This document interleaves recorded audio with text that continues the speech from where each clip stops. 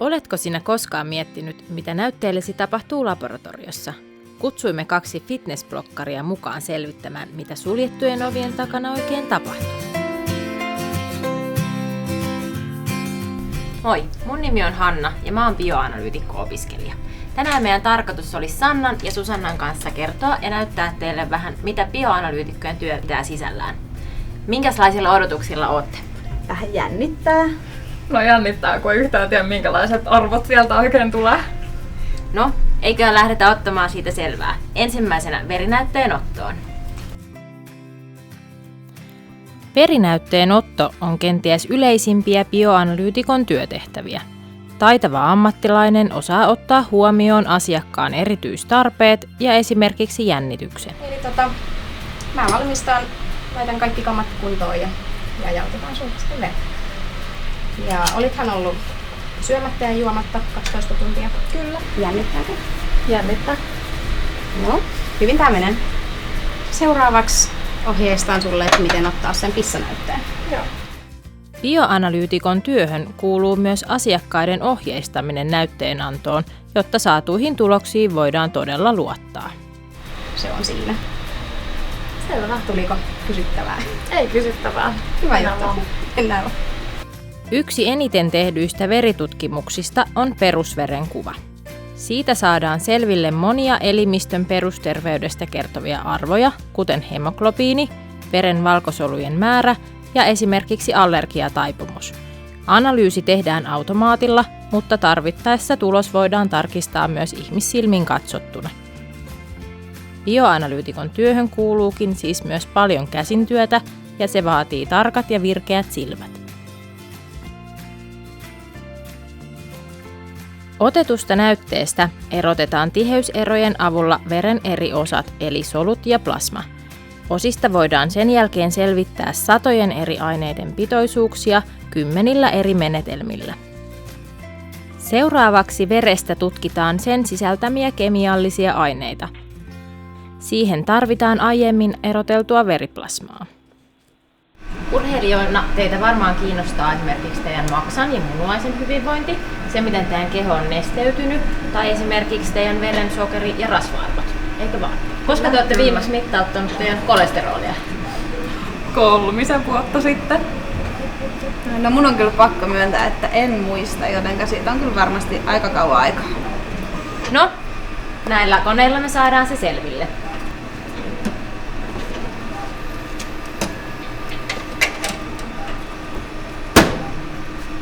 No niin, tässä kun noi koneet käy, niin meillä olisi aikaa vähän tutkia noita muita teidän näytteitä. Ja aloitetaan näistä teidän pissanäytteistä. Eli virtsastahan me saadaan selville esimerkiksi elimistön pH:ta, munuaisten vointia ja sitä, miten teidän elimistö käyttää rasvoja polttoaineinaan. Ja te pääsette nyt tässä itse tekemään tämän testin.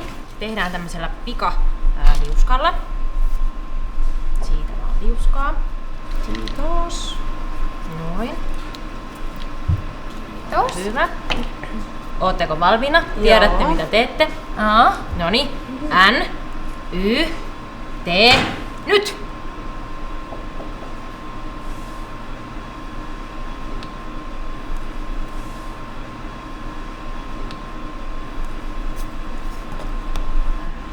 Jees, ja sitten odotellaan.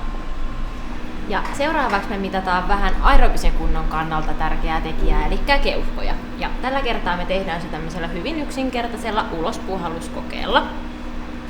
Eli tarkoituksena olisi, että vedätte keuhkot täyteen ilmaa ja sitten ihan maksimaalisella voimalla semmoinen lyhyt ytimekäs puhallus. Ootteko valmiina? Jep. Joo. N, Y, T, nyt!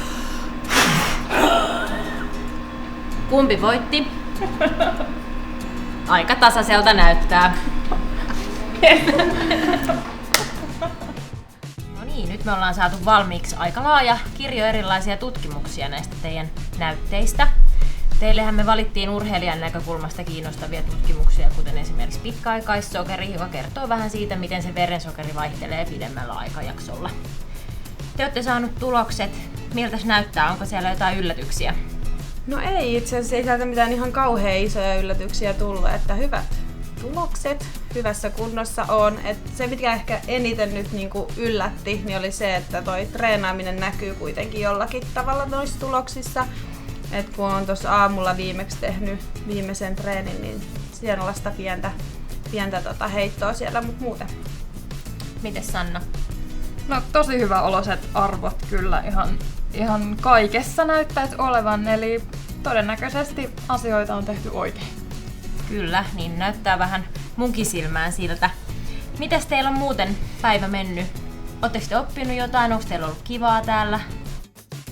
On ollut kyllä ihan älyttömän mukavat päivät. Teillä on tosi hyvä henki täällä bioanalyytikko-opiskelijoiden keskuudessa ja on tullut kyllä opittua itsekin ihan älyttömän paljon itsestänsä ja tästä teidän alasta. Joo, kyllä mäkin on ollut kyllä aivan hieno päivä ja on päässyt katsomaan, mitä te täällä teette. Et itse asiassa mä en edes tiennyt, että tällaista alaa voi opiskella, niin ihan tosi mahtavaa, että tänne pääsi. Ja tosiaan se, että niin oppii itsestänsä paljon, mutta myös siitä, että mitä te täällä teette. Voisitteko te suositella ehkä tämmöistä perusarvojen tsekkausta muillekin kovaa urheileville, että kävisivät aina säännöllisin väliajoin vähän katsomassa, että millä tolalla se terveys oikeasti on siellä? Kyllä mä ainakin suosittelen, varsinkin meidän lajissa, fitnesslajeissa, se olisi erittäin tärkeää, että näitä tutkimuksia tehtäisiin ja seurattaisiin, että osattaisiin sitten reagoida niihin oikein ajoissa. Ehdottomasti ja fitnesslajien edustajien lisäksi kaikille muillekin. Et mun täytyy kyllä kans tulla kontrolliin jossain vaiheessa katsomaan, että onko arvoissa minkälaisia muutoksia. Kiitos Sanna, kiitos Susanna, kiitos meidän bioanalyytikkojen puolesta, että te pääsitte tänne käymään. Me toivotetaan teille oikein hyvää kevään jatkoa ja tosi paljon tsemppiä ja menestystä kisaprojekteihin ja muihinkin projekteihin. Kiitos. Kiitos. Kiitos. Kiitos. Bioanalyytikkojen työhön kuuluu edellä mainittujen tehtävien lisäksi muun muassa papakokeet, nieluviljelyt, EKG ja esimerkiksi genetiikan erilaiset tutkimukset. Työ on monipuolista ja vaihtelevaa ja vaatii tarkkuutta ja hyviä sosiaalisia taitoja tekijältään.